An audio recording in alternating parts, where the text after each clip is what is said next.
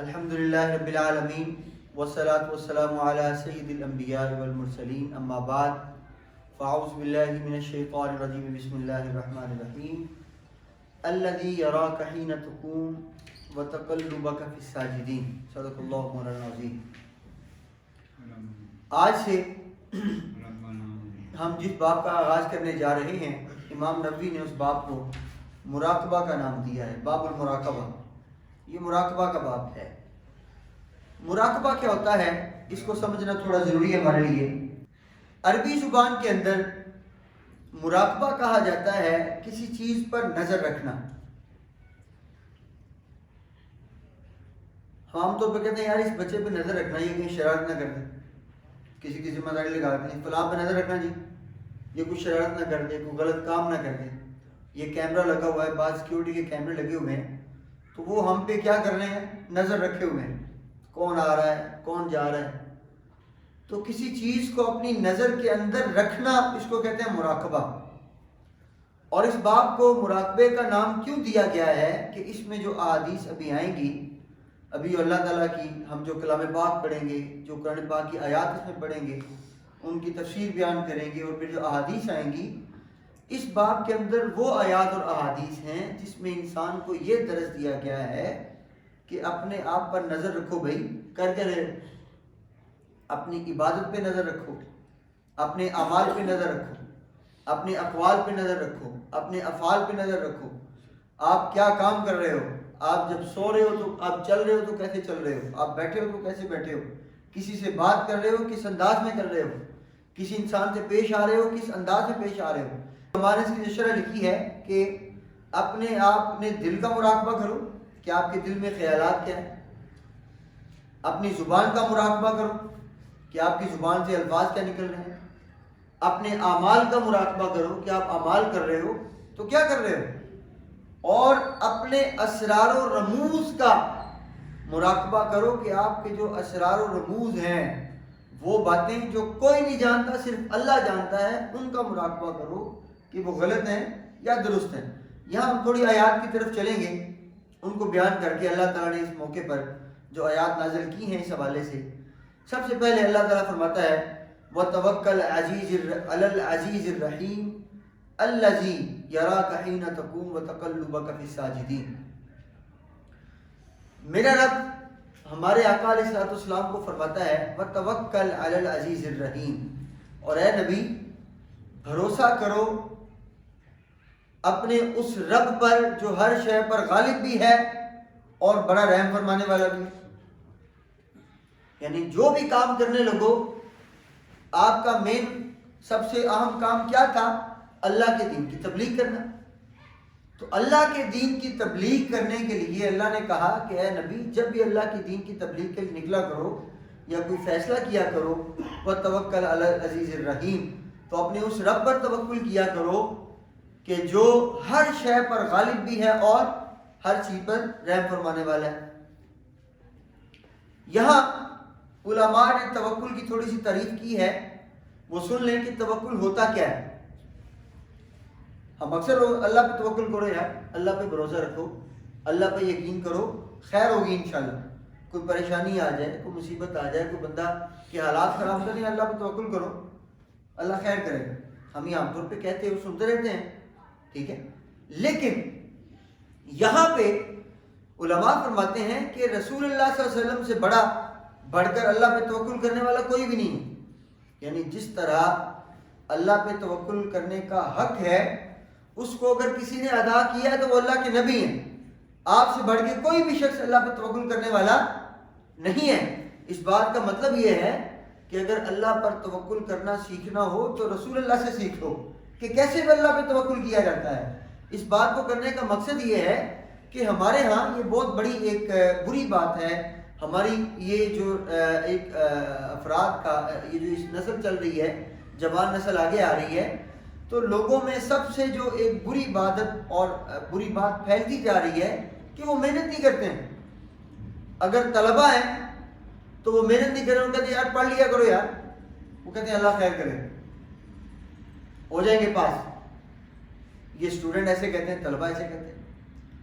اور اگر کوئی شخص اپنی تعلیم مکمل کر چکا ہے اور کام کاج پہ جاتا ہے نہیں جاتا, اسے کام کہیں جاب کر رہا ہے, وہ نہیں طریقے سے یار جاب پہ جاؤ تمہاری نوکری کہیں ختم نہ ہو جائے, وہ کہتا ہے جی اللہ خیر کرے گا, اللہ توکل کیا. کوئی کاروباری ہے وہ کاروبار پہ دھیان نہیں دے رہا, یار دھیان دیا کرو نقصان نہ ہو جائے, اللہ خیر کرے گا. ایسا نہیں ہے.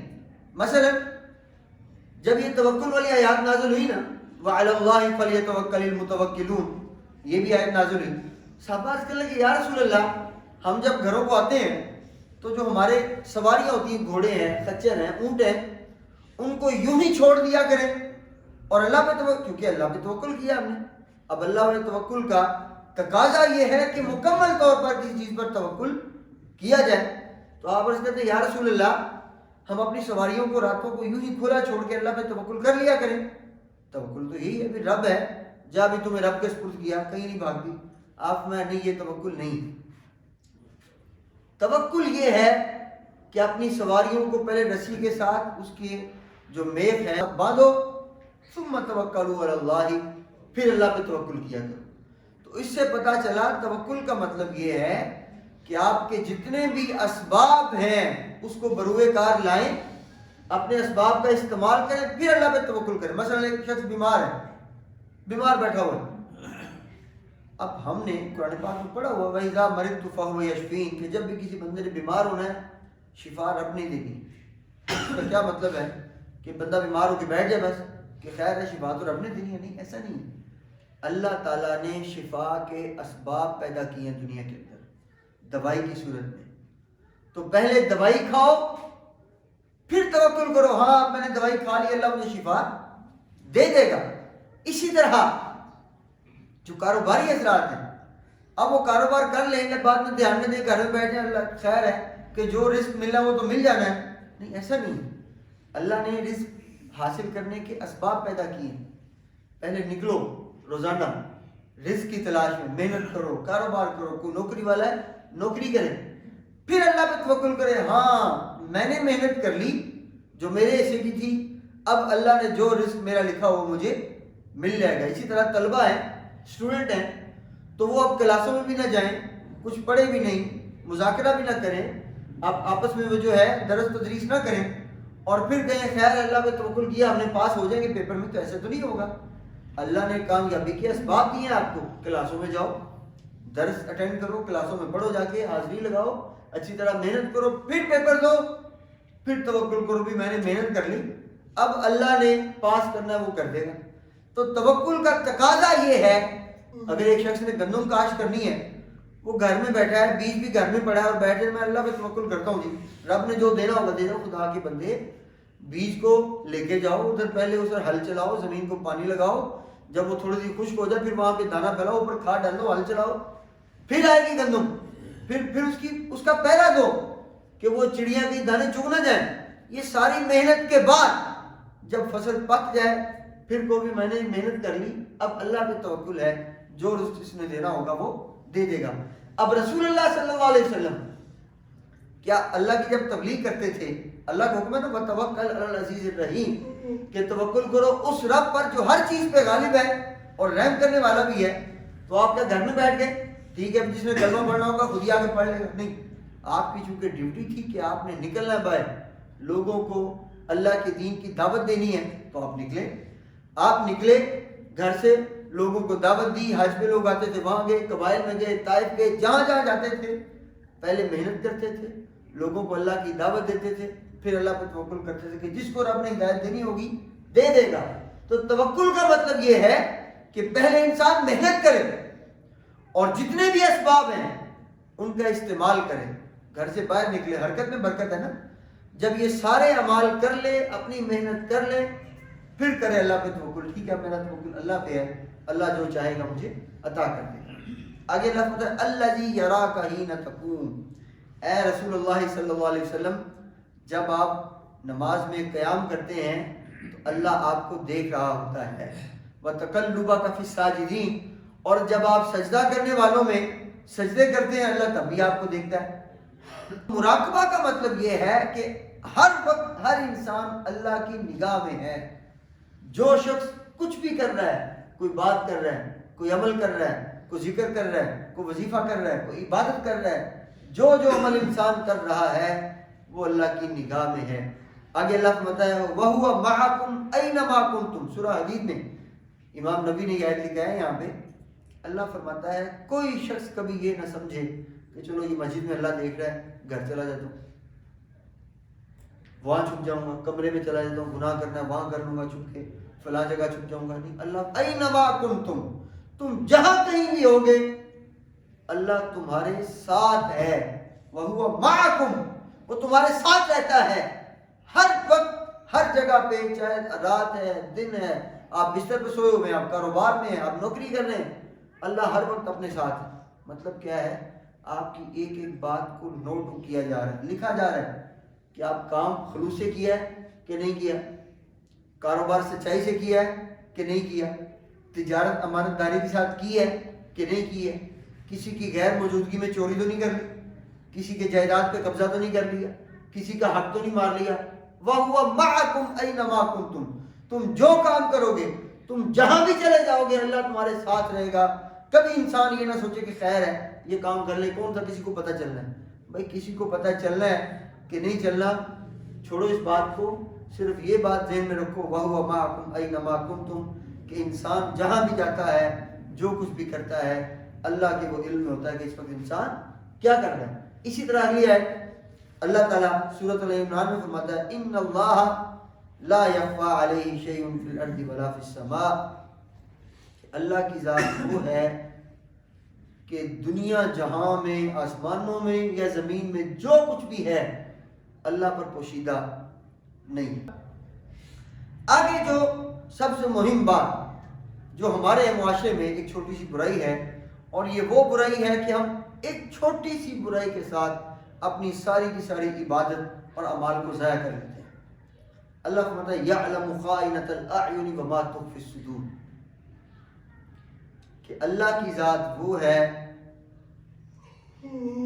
جو آنکھوں کی خیانت کو بھی جانتا ہے، آنکھوں کی خیانت کو بھی جانتا ہے، وما تخفی الصدور، اور جو بغض، حسد، گناہ تم دل میں چھپائے ہوئے ہو، کہ یہ نہیں ہے ابھی، گناہ کرنا اور چیز ہے، دل میں اس کا ارادہ کرنا یہ اور بات ہے، یہ دو الگ چیزیں۔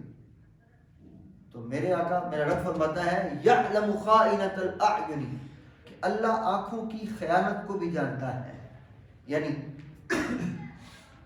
اپنے مشاہدے کی بات ہے، ہم دیکھتے ہیں کئی لوگ یہاں نماز پڑھتے ہیں، کئی اکثر ہم نے دیکھا ہے کھڑے نماز میں ہوئے یوں دیکھ لیا اندر، یوں دیکھ لیا، یہ کیا کر رہے ہو آپ؟ یہی تو مراقبہ ہے۔ ابھی آگے حدیث میں آ رہا ہے کہ یہ آپ اللہ کی بارگاہ میں کھڑے ہوئے ہو قیام کے اندر یا تشہد میں بیٹھے ہو اور یوں نظر اٹھا کے یوں کر کے دیکھ لیا آپ نے کسی کو جاتے ہو، اکثر ہم نے دیکھا ہے۔ پتہ نہیں لوگ، خدا کے بندے تم نے لوگوں کو ہی دیکھنا تھا تو پھر نماز نہ شروع کرتے، آپ پہلے لوگوں کو دیکھ لیتے کہ کون آ رہا ہے، کون جا رہا ہے، کون کیا کر رہا ہے، پھر نماز پڑھ لیتے۔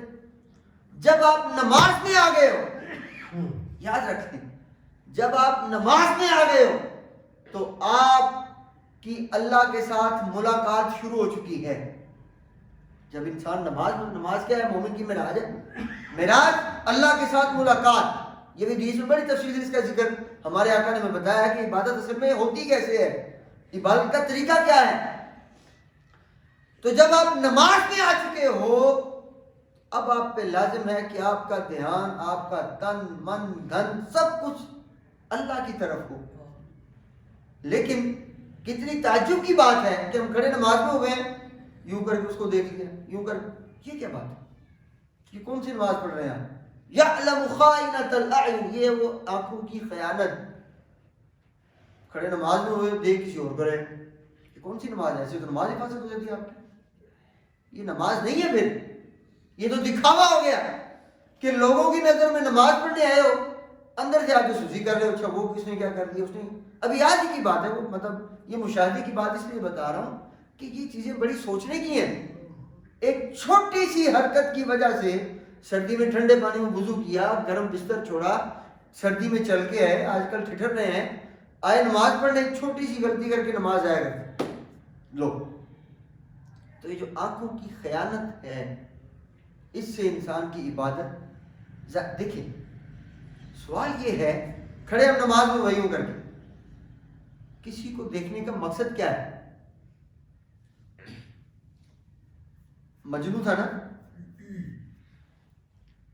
ایک شخص تھا صحرا میں نماز پڑھ رہا تھا، مجنون لیلا کے عشق میں دیوانہ تھا، وہ اس کے آگے سے گزر گیا. یعنی ایک شخص نماز پڑھ رہا تھا بیابان کے اندر، مجنون اس کے آگے سے گزر گیا. اب دیکھیں اس کی نماز کا عالم دیکھیں، تم نماز پڑھ رہے ہو، رب تمہیں کیا لگے سامنے کیا ہے پیچھے کیا ہے. اس نے جلدی سے نماز مکمل کی، سلام پھیرا اور بھاگ اٹھا مجنون کو پکڑنے. جا کے اس کا ہاتھ پکڑا اور کہنے لگا تمہیں شرم نہیں آئی؟ میری نماز میں نماز پڑھا تم آگے سے گزر رہے، تمہیں ذرا بھی شرم نہیں آئی؟ اس نے کہا یار میں تو اپنی لیلا کی محبت میں اتنا مگن تھا کہ مجھے پتہ ہی نہیں چلا کہ تم نماز پڑھ رہے ہو. تمہارا کیسا عشق ہے کہ تم اپنے رب کی محبت میں مگن تھے اور تمہیں یہ ہوش تھی کہ میرے سامنے سے مجنون گزر گیا ہے. مجنون کہتا اگر یہ بات ہے تو جا کے اپنی نماز دوبارہ قضا کرو. کیوں؟ تمہارا دھیان تو میری طرف تھا، رب کی طرف تو تھا ہی نہیں. تو نماز کا تقاضا یہ ہے کہ جب آپ نماز میں کھڑے ہوئے ہیں نا، آپ کو کیا لگے کون سامنے سے گزر گیا، کون پیچھے سے گزر گیا، کون مسجد میں آیا ہے، کوئی جا رہا ہے، کون کیا کر رہا ہے. مجھے ایک دن ایک شخص آیا، نماز پڑھ کے نکلے تو مغرب کی نماز تھی، سنت پڑھے نفل پڑھے. مجھے وہ مسئلہ تھا پاؤں میں چوٹ لگی تھی، تو میں نے پاؤں عطائی آپ چونکہ کھڑا کرتے ہیں دایاں پاؤں، میں نے اس کو لٹا دیا، درد تھی ہڈی میں درد تھی. اب وہ پیچھے کہیں نماز پڑھ رہا تھا. میں جیسے ہی باہر نکلا کہتا جی آپ سے ایک مسئلہ پوچھنا. آپ سے میں کہا پوچھیں. کہتا میں نے آپ کو دیکھا کہ آپ جب عطائی ہاتھ میں بیٹھے ہیں تو آپ نے پاؤں نیچے لٹا لیے تو کھڑا کرتے ہوتے ہیں. میں نے کہا آپ نے کب دیکھا؟ کہتے مجھے نماز میں کھڑا تھا تو میرے نظر پڑ گئی. تو میں نے کہا خدا کے بندے یہ کون سی نماز تھی؟ آپ پہلے تو اپنی نماز کو قضا کرو جا کے، تمہارا دھیان تو میرے پاؤں کی طرف تھا. ٹھیک ہے. مثلا اسی طرح سبحان اللہ یہ ہمارے ایک مسلک والے ہیں، اب کبھی اگر ان سے اتفاق ہو جائے نماز پڑھنے کا تو ان کا سارا دھیان یہ ہوتا ہے کہ انہوں نے پاؤں کے ساتھ پاؤں کیسے جوڑنا ہے. وہ یار نماز خدا کی پڑھ رہے ہو، توجہ تمہاری پاؤں کی طرف ہے. ایک بار اتفاق ہو گیا، مجھے نہیں پتا تھا، کھڑے ہو گئے، ساتھ وہ اہل حدیث آ کے کھڑا ہو گیا، اس نے پاؤں سے پاؤں ملا لی. مجھے بڑی الجھن ہوئی کہ یار جسم سے جسم جب ٹچ کرتا ہے تو اس میں بڑی الجھن ہوتی ہے. یہ ایک اللہ نے ہمارے اندر ایک حقیقی رکھی ہے، کسی کا جسم ٹچ کرے تو کیوں کرے بھائی؟ تو بڑی عجیب سا ایک فیلنگ آتی ہے. میں نے پاؤں تھوڑا سا اندر، اس نے اور ساتھ لگا لیا. میں نے اور اندر، مطلب اس کا یہ کون سی نماز پڑھ رہا ہے یار؟ بھائی کھڑا رب کے سامنے ہوا ہے، دھیان اس کا ادھر ہے کہ پاؤں جڑا کہ نہیں جڑا. لو یہ نمازوں کا حال ہے ہمارا. تو مراقبے کا مطلب یہ ہے کہ خدا کے بندے تم دیکھو تو صحیح کر کے رہے ہو.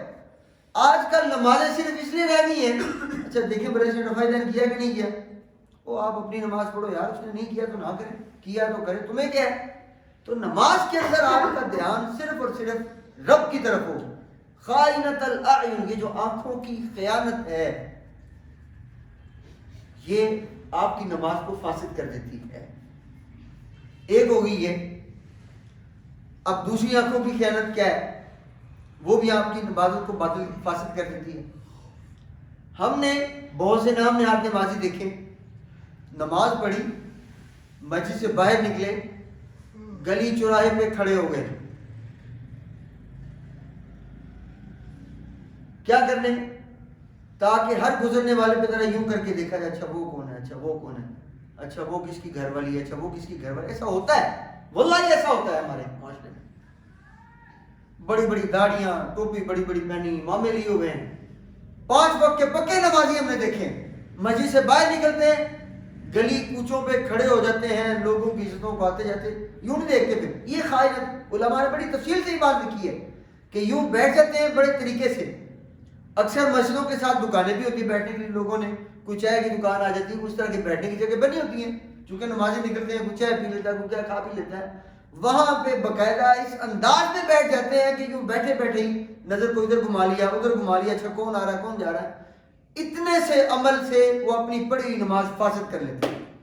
یہ ہے آنکھوں کی دوسری خیانت. کہ جس سے لوگ سردی میں اٹھے، اپنا ادھر نماز پہ آئے، اپنا گھر سے نکلے، اور بھی ساری عبادت کرنے کے بعد آنکھوں کی چھوٹی سی خیانت، میرے آقا نے بڑی سختی سے منع کیا ہے کہ یہ راستوں میں کھڑے نہ ہوا کرو، بہت بری عادت ہے بھی۔ لوگوں کی بہنوں نے بیٹیوں نے نکلنا ہوتا ہے، کہیں آنا جانا ہوتا ہے، 100 مسئلے ہوتے ہیں، تو ہم نے بڑے بڑے نام نہاد، شکلوں سے دیکھو صوفی لگتے ہیں، اور نماز سے پڑھ کے جیسے ہی نکلیں گے باہر، کئی جگہوں کی بات، یہ بڑا مشاہدے کی بات بتا رہا ہوں آپ کو، کھڑے ہو جائیں گے کونوں پہ، گلی کوچوں پہ، تاکہ ہر آنے جانے والے کو یوں آنکھ اٹھا کے، خائنۃ الاعین، مفسرین نے لکھا ہے آنکھوں کی خیر، ایک سیدھا دیکھو گے نا کسی کو، اس کو پتہ چل جائے گا کہ یہ مجھے دیکھ رہا ہے، وہ خیانت نہیں ہوگی۔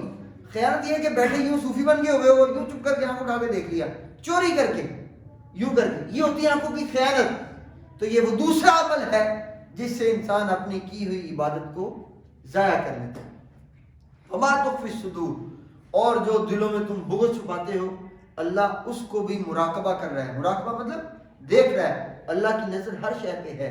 تو کبھی بھی جب مسجد میں آئیں تو ایک تو نماز کے دوران جب آپ نماز پڑھنے آ ہی گئے ہیں تو خالصتاً اللہ کے لیے پڑھیں، آپ کا دھیان قیام میں ہے۔ آپ تجربہ کیجئے گا، اگر آپ کی نظر سجدہ گاہ پہ ہوگی تو آپ کو نہیں پتا آگے کیا ہو رہا ہے، آپ کو پتہ ہی نہیں چلے گا۔ اگر تشہد میں بیٹھے ہیں تو نظر ادھر جھولی میں ہونی چاہیے، رکوع میں ہیں تو آپ کی نظر آپ کے پاؤں میں ہونی چاہیے۔ اگر آپ اس طریقے سے نماز پڑھیں گے تو مجھے بڑی امید ہے کہ ہمارا دھیان اللہ کی طرف ہو ہی جائے گا۔ لیکن کھڑے قیام میں ہوئے ہیں اور یوں کر کے کرتے ہیں، یہ کون سی نماز پڑھ رہے ہیں؟ یہ تو ہم نماز کو ضائع کر رہے ہیں، یہ تو ہم اپنے آپ کو دھوکہ دے رہے ہیں، یہ تو ہم لوگوں کو لوگوں کی نظر میں نمازی ہے اور کبھی دھیان ادھر جا رہا ہے، کبھی ادھر جا رہا ہے، پوری نماز میں اچھا ہوا کیا تھا، بعد اس کو ڈسکشن شروع ہو جائے گی۔ ایسے نہ نہیں کرنا چاہیے، انسان کی نماز اس سے کیا ہوتی ہے؟ فاسد ہو جاتی ہے۔ اچھا، اب یہاں پہ اسی خائنۃ الاعین کے اندر علماء نے ایک اور بڑی اچھی چیز لکھی ہے۔ شرک کی دو قسمیں، ایک شرک جلی ہوتا ہے، ایک شرک خفی ہوتا ہے۔ شرک جلی کیا ہے؟ کہ انسان اللہ کے علاوہ کسی اور کی عبادت شروع کر دے، یہ شرک جلی ہے۔ ظاہر اللہ کے علاوہ بتوں کی پوجا شروع کر دی، جانوروں کی کر دی، درختوں کی کر دی، یہ شرک جلی ہے۔ جلی کہتے ہیں واضح طور پر جو نظر آ جائے، یہ بندہ مشرک ہے بھائی، یہ اللہ کے ساتھ عبادت میں کسی اور کو شریک بنا رہا ہے، یہ مشرک ہے۔ ایک شرک کی قسم ہوتی ہے شرک خفی۔ خفی شرک وہ ہے، خفی مطلب پوشیدہ، چھپا ہوا، جو بظاہر پتہ نہ چلے۔ علماء فرماتے ہیں شرک خفی کسے کہا جاتا ہے؟ دکھاوے کو، ریاکاری کو۔ یعنی جو انسان بظاہر ہمیں لگے نماز پڑھ رہا ہے، کوئی ذکر کر رہا ہے، کوئی وظیفہ کر رہا ہے، لیکن اس کے دل میں یہ نیت ہو کہ لوگ مجھے دیکھیں کہ بھئی نماز پڑھ رہا ہے، وظیفہ کر رہا ہے، تسبیح ہاتھ میں پکڑی، سبحان اللہ، کتنا بڑا نیک بندہ ہے، ٹھیک ہے۔ حالانکہ میں اکثر لوگوں کو، خاص طور پہ جو لوگ ہاتھ میں تسبیح پڑھ کے وظیفہ شروع کر دیتے ہیں، میں ان کو کہتا ہوں کس سے حساب کر رہے ہو؟ جو بغیر حساب و کتاب کے دیتا ہے اس سے پڑھ، یا اللہ 100 بار پڑھ لی، اللہ سے حساب کر رہے ہو؟ کبھی اس نے حساب کیا ہے تمہارے ساتھ؟ کتنی سانسیں دے دی، کتنا رزق دے دیا، کتنی زندگی دی، کتنی نعمت، کبھی اس نے کیا لو بھائی اتنی سانسیں ہوگی آج تمہاری، بھائی اتنا پیسہ دے دیا تمہیں ہم نے؟ اللہ نے تو کبھی ہم سے نہیں جتلایا اس طرح، اور ہم تسبیح پکڑ لیتے ہیں، لو بھی 200 300 400۔ یہ عادت چھوڑ دیں۔ یہ وظیفے پر، یہ کیا ہے؟ نفلی عبادت ہے نا، یہ واجب تو نہیں ہے، فرض تو نہیں، نفلی عبادت ہے۔ تو نفلی عبادت صرف خدا کے لیے کریں، ثواب کے لیے۔ اچھا یہ بھی ایک بڑا، وظیفہ کرو تو اتنا ثواب ملے گا، تسبیح پڑھ لو اتنا ثواب ملے گا، یہ سورت پڑھو اتنا۔ آپ ثواب کی تلاش میں عبادت کیوں کرتے ہیں؟ یہ تو سودے بازی ہوگی رب سے۔ نماز پڑھے اتنا ثواب ملے گا، وہ یہ رب کا کام ہے ثواب دینا۔ نماز صرف اس لیے پڑھے کہ میرے رب کا حکم ہے، میں آ جاؤں پڑھنے۔ یہ وظیفہ جس میں اللہ کا ذکر ہے کر رہا ہوں، ثواب ملے گا نہیں ملا چھوڑ دیں اس بات کو۔ یہ باتیں انسان کو محدود کر دیتی ہیں، انسان کی محبت کو محدود کر دیتی ہیں۔ بھائی ثواب ملے گا تو نماز پڑھیں، مطلب تو یہی ہوا نا، جنت ملے گی تو نماز؟ نہیں، ایسا نہیں۔ نماز اس لیے پڑھیں، اللہ کا حکم ہے، روزہ اس لیے رکھیں رب کا حکم ہے, زکوٰۃ اس لیے دیں رب کا حکم ہے, ورد وظیفے اس لیے کریں اللہ کا ذکر ہے, اللہ خوش ہوگا, اللہ قریب ہو جائے گا, ثواب کتنا ملے گا, کتنی تسبیح ہوگی, تو یہ چھوڑ دیں ساری باتوں کو, اللہ سے حساب کرنا چھوڑ دیں. وہ ذات جو بے حساب و کتاب دیتی ہے تو اس سے حساب کرنا یہ محبت کا تقاضا تو نہیں, یہ تو پھر مطلب ہو گیا, یہ تو سودے بازی ہوگی. جی اتنا ذکر کیا میں نے اللہ کا, اتنا ذکر کیا اللہ کا, اللہ نے تو کبھی نہیں کہا کہ اس نے کتنی نعمتیں دی آپ کو. تو ریاکاری علماء فرماتے ہیں یہ شرک خفی ہوتا ہے کہ انسان کے دل میں اگر یہ خیال آ جائے نا کہ میں وظیفہ کروں گا, میں تسبیح ہوگی اور نماز پڑھوں گا, نفل 90 پڑھوں گا, لوگوں دیکھیں کتنا نمازی ہے کتنا, اگر یہ دل میں خیال آ گیا. رسول اللہ صلی اللہ علیہ وسلم فرض نماز مسجد میں پڑھتے تھے, لیکن جو نفلی عبادت ہوتی تھی نا چھپ کے کیا کرتے تھے لوگوں سے, گھر چلے جاتے تھے, کبھی کسی کے سامنے آپ نے نفل نہیں پڑھتے تھے. نماز تراویح بھی آپ نے 2 سے 3 دن مسجد میں پڑھی ہے, چونکہ نفلی عبادت تھی, اس کا مقصد اللہ کا قرب تھا, تو چھپ کے گھر میں پڑھا کرتے تھے. آپ اولیاء اللہ کی تعریف دیکھ لیں, جب بھی عبادت کرتے تھے جنگلوں میں کیوں چلے جاتے تھے, تاکہ کہیں ریاکاری کا دل میں خیال, نہ کوئی بندہ ہوگا نہ کوئی دیکھے گا, نہ ریا کرے گا, خیال آئے گا. یہ وہ بیماری ہے. میرے آقا صلی اللہ علیہ وسلم فرماتے ہیں کہ ریاکاری کو پہچاننا, یہ بھی سن لیں بڑی پتے کی بات, میرے آقا فرماتے ہیں ریاکاری کو پہچاننا اتنا, یعنی اس سے زیادہ مشکل ہے. آپ نے ایک مثال دی ہے کہ اندھیری رات ہو, اندھیری رات جس میں چاند بھی نہیں نکلتا, چاند کی جب 30ویں 29ویں تاریخ ہوتی ہے چاند نہیں نکلا ہوتا, اندھیری رات ہوتی ہے. آپ مت کالا قالین بچھا ہو, کالے رنگ کا, سیاہ رنگ کا, اندھیری رات ہے, کالے رنگ کا قالین بچھا ہو, اور اوپر چھوٹی سی چونٹی جو ہوتی ہے, کیڑی جسے ہم کہتے ہیں, وہ چل رہی ہو. رسول اللہ صلی اللہ علیہ وسلم فرماتے ہیں جتنا مشکل اس چونٹی کی چال کو پہچاننا ہے کہ وہ تیز چل رہی ہے, ایسا چل رہی ہے, کس انداز میں چل رہی ہے, آپ فرماتے ہیں جتنا مشکل اس کالی رات کے اندر کالے قالین کے اوپر اس چونٹی کی چال کو پہچاننا ہے, ریاکاری کو پہچاننا اس سے زیادہ مشکل ہے. کیوں؟ اس کی وجہ یہ ہے کہ یہ صرف وہ شخص ہی جانتا ہے کہ وہ عبادت کر رہا ہے یا ریاکاری کر رہا ہے, وہ ذکر کر رہا ہے یا ریاکاری کر رہا ہے, وہ عبادت کر رہا ہے یا دکھاوا کر رہا ہے. تو یہ ریاکاری کا دل میں خیال, یہ شیطان ایسا دشمن ہے انسان کا, انہ لکم عدو مبین, وہ کھلا دشمن ہے. رب کو اس نے چیلنج کیا ہوا ہے, رب نے اس کو مہلت دی ہوئی ہے. تو یہ کوئی بڑی چمپے کی بات نہیں ہے کہ شیطان ہمیں گمراہ نہ کرے, ہمارے دل میں یہ خیال نہ آ جائے بھئی یار یہ کر لو, ذرا لباس ایسا بناؤ کہ پتہ لگے صوفی صاحب ہیں یا بڑے عالم دین ہیں یا شریف آدمی ہیں, یا پتہ لگے بڑا نہیں. یہ دل میں جتنے وسوسے ہیں یاد رکھ لو یہ شیطان کے. ذرا لمبی عبادت کر لو, لمبا وظیفہ کر لو, لمبا سجدہ کر لو, لمبی قرات کر لو, یہ جتنے خیالات دل میں آتے ہیں, اور یاد رکھ لو یہ خیالات تجربہ کر لیں, یہ خیالات اسی وقت آئیں گے جب آپ لوگوں کے درمیان عبادت کر رہے ہو. کبھی تجربہ کریں, اکیلے میں نماز پڑھ کے دیکھیں, کبھی دل میں یہ خیال نہیں آئے گا کہ لمبا رکوع کر لو, لمبا سجدہ کر لو, لمبی قرات اکیلے میں پڑھ کے دیکھ لیں نفل عبادت. یہ ہمیشہ خیال کا بات ہے, تجربہ کر لیں. جب آپ ایک ہجوم کے اندر ہیں, مسجد کے اندر ہیں, لوگوں کے آس پاس ہیں, آپ کے دل میں یہ خیال آ جاتا ہے لمبی قرات کر لو, لمبا سجدہ کر لو, لمبا قیام کر لو, آرام سے پڑھو, ٹھہر ٹھہر کے پڑھو. جیسے ہی آپ تنہائی میں نفلی عبادت کریں گے یہ دل میں خیال آئے گا نہیں. پتہ کیوں؟ وہ وسوسے ڈالتا ہے دل میں, دیکھ رہے ہیں بھی ذرا اور لمبی عبادت کر لو, اور لمبے وظیفے کر لو. تو ان چیزوں سے بچنا یہ بہت مشکل کام ہے, یقین مانو یہ بہت مشکل کام ہے. اللہ تعالیٰ ہمیں ان سب سے بچا کے رکھے. صرف دل میں یہ ہمیشہ یاد رکھیں کہ وَهُوَ مَعَكُمْ يَعْلَمُ خَائِنَةَ الْأَعْيُنِ وَمَا تُخْفِي الصُّدُورُ, کہ وہ آنکھوں کی خیانت کو بھی جانتا ہے, وَمَا تُخْفِي الصُّدُورُ, اور جو دلوں میں چھپا ہوا ہے وہ بھی جانتا ہے. تیسری چیز ابھی ذہن سے نکل جانی تھی, خائنۃ الاعین, تیسری قسم آنکھوں کی خیانت کیا ہے؟ یہ جو بڑی محفل میں بیٹھ کر ہم کسی کے بارے میں کسی کو آنکھوں سے اشارہ کر دیتے ہیں, یعنی اس کی نظر میں ہم اس کے بڑے مخلص ہیں, کسی کو کسی کا عیب نظر آیا نا ہمیں, تو ہم زبان سے تو کہہ نہیں سکتے, ایک لوگ پتا چل لو بھی اس نے زبان سے کہا ہے میری برائی کی ہے, ہم آنکھوں سے وہ دیکھو بھائی اس کا کپڑا پھٹا ہوا ہے, وہ دیکھو بھی اس میں یہ عیب ہے, وہ دیکھو وہ یہ کر رہا ہے. اب یہ جو ہم آنکھوں سے اشارے کرتے ہیں اس کے ساتھ، یعنی اس کے منہ پہ اس کے ساتھ مخلص ہیں ہم، لیکن چونکہ اس کا دھیان ہماری آنکھوں کی طرف نہیں ہے تو ہم آنکھوں سے اشارہ کر دیتے ہیں، وہ دیکھو ذرا، یہ تیسری قسم ہے آنکھوں کی خیانت کی، اللہ اس کو بھی جانتا ہے۔ کبھی دل میں آپ کا خیال ہے آنکھوں سے اشارہ کر دو، اس کو کون سا پتہ چلنا ہے؟ اس کو پتہ نہیں چلنا، وہ جس کا بندہ ہے نا اس کو تو پتہ چلنا ہے نا۔ تو کبھی کسی بندے کی برائی کرنے کے لیے، اس کا مذاق اڑانے کے لیے آنکھوں سے کسی کو اشارہ کر کے اس کی طرف دھیان دلوا دینا، اللہ فرماتا ہے بندہ تو میرا ہی ہے نا، تم اس کا مذاق اڑانے کے لیے آنکھوں سے اشارے کرتے ہو، تمہارے اشارے کو دیکھ رہے ہیں، اس کا حساب ہونا ہے ہم سے۔ تو یہ مراقبہ ہے۔ ابھی ٹائم ذرا زیادہ ہو گیا، چلیں احادیث کی طرف انشاءاللہ اگلی نشست میں آئیں گے۔ اللہ تعالیٰ ہمیں اپنے نفس کا مراقبہ کرنے کی توفیق عطا فرمائے۔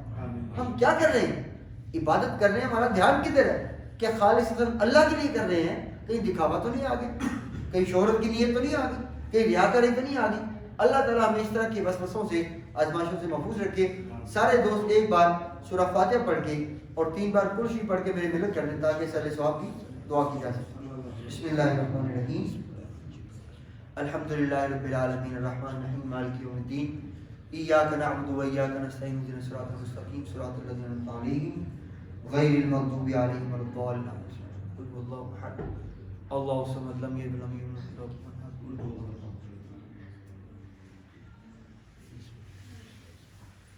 بسم اللہ الرحمن الرحیم، الحمدللہ رب العالمین والصلاۃ والسلام علی سید الانبیاء والمرسلین، یا رسول اللہ انظر حالنا، یا حبیب اللہ اسمع قالنا، اننی فی بحر غم مغرق خذ یدی سہل لنا اشکالنا۔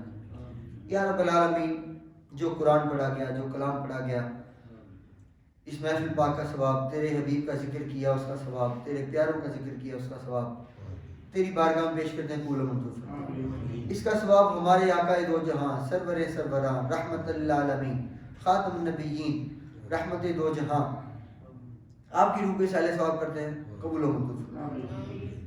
اس کا ثواب تمام اہل بیت اطہار کی روح کے سالے ثواب کرتے ہیں، یا اللہ قبول و منظور فرما۔ تمام صحابہ کرام خصوصاً خلفائے راشدین کی روح کے سالے ثواب کرتے ہیں، قبول و منظور فرما۔ تمام تابعین، تبع تابعین، سب کی روح کے سالے ثواب کرتے ہیں، قبول و منظور فرما۔ خصوصاً سیدنا ویسے کرنی رضی اللہ تعالیٰ عنہ کی روح کے سالے ثواب کرتے ہیں، قبول و منظور فرما۔ ہمیں ان کے جیسا عشق مصطفیٰ عطا فرما۔ یا اللہ تمام ائمہ مجتہدین، اولیاء اکرام، علماء اکرام، علماء حق کی روح کے سالے ثواب کرتے ہیں، قبول و منظور فرما۔ جتنے بھی مومنین مومنات اس دنیا سے جا چکے ہیں ان کی روح کے سالے ثواب کرتے ہیں، قبول و منظور فرما۔ خصوص بالخصوص شہنشاہ نقشبند حضرت خواجہ عالمگیر غلام مرتضیٰ فناف رسول رضی اللہ تعالیٰ عنہ، آپ کے قرۃ العین حضرت خواجہ عالمگیر غلام پیر نور محمد فناف رسول رضی اللہ تعالیٰ عنہ، آپ کی روح کے سالے ثواب کرتے ہیں، قبول و منظور فرما۔ آپ کے تمام اہل بیت اطہار کی روح کے سالے ثواب کرتے ہیں، قبول و منظور فرما۔ آپ کے تمام خاص و عام غلاموں کی روح کے سالے ثواب کرتے ہیں، قبول و منظور فرما۔ آپ کی خلفاء کی روح کے سالے ثواب کرتے ہیں، قبول و منظور فرما۔ یا اللہ خصوص بالخصوص حضرت میاں چراغ شاہ صاحب رحمۃ اللہ علیہ، حضرت میاں میراجین صاحب رحمۃ اللہ علیہ، بانی دار نقشبندیہ مجدیہ حضرت علامہ مولانا مقبول احمد رضا صاحب رحمۃ اللہ علیہ، آپ کے برادر مکرم مناظر اسلام حضرت علامہ مولانا محمد منظور احمد صاحب رحمۃ اللہ علیہ کی روح کے سالے ثواب کرتے ہیں، قبول و منظور فرما۔ حاضرین محفل کے یا اللہ جتنے احباب بڑے چھوٹے اس دنیا سے جا چکے ہیں، تیری بارگاہ میں آ چکے ہیں، یا اللہ ان کی روح کے سالے ثواب کرتے ہیں، قبول و منظور فرما۔ ان کی قبروں کو جنت کے باغات میں سے باغ بنا دے، ان کو اعلیٰ علیین میں جگہ عطا فرما۔ یا اللہ صغیرہ کبیرہ گناہ اپنے حبیب کے صدقے، اپنی رحمت کے صدقے معاف فرما۔ یا اللہ اس محفل پاک کا صدقہ جتنے بھی بیمار ہیں سب کو شفا کاملہ عطا فرما۔ خصوصاً اس مسجد کے درینہ امام قاری بشیر صاحب، آپ کی صحت بیمار، درست صحیح نہیں ہے، ان کو شفا کاملہ عطا فرما۔ یا اللہ حاضرین محفل کی جتنی مشکلات ہیں یا اللہ آسانیاں عطا فرما۔ یا اللہ ان کے رزق حلال میں برکت عطا فرما، ان کو یا اللہ مستغنی کر دے۔ یا اللہ اس محفل پاک کا صدقہ ہمارے فلسطین کے مسلمان بھائی یا اللہ اس وقت آزمائش میں مبتلا ہیں، ان کی مدد فرما۔ وہ فرشتے جو تو نے غزوہ بدر میں بھیجے تھے یا اللہ ان فرشتوں کے ساتھ فلسطین بھائیوں کی مدد فرما، انہی فرشتوں کے ساتھ کشمیری بھائیوں کی مدد فرما۔ جہاں جہاں مسلمان یا اللہ برسر پیکار ہیں، یمن کے مسلمان ہیں یا اللہ ان کی بھی انہی فرشتوں سے مدد فرما۔ یا اللہ ہمیں سید عمر فاروق جیسے حکمران اور صلاح الدین ایوب جیسا سپہ سالار عطا فرما۔ ربنا فاغفر لنا ذنوبنا وكفر عنا سيئاتنا وتوفنا مع الأبرار ربنا وآتنا ما وعدتنا على رسلك ولا تخزنا يوم القيامة إنك لا تخلف الميعاد. یا اللہ ہمیں اپنی عبادتوں کو ریاستوں کو تیری ذات کے لیے خاص کرنے کی توفیق عطا فرما. رب اغفر وارحم وانت خیر الراحمین. وصلی اللہ علی حبیبہ محمد وعلی آلہ وصحبہ.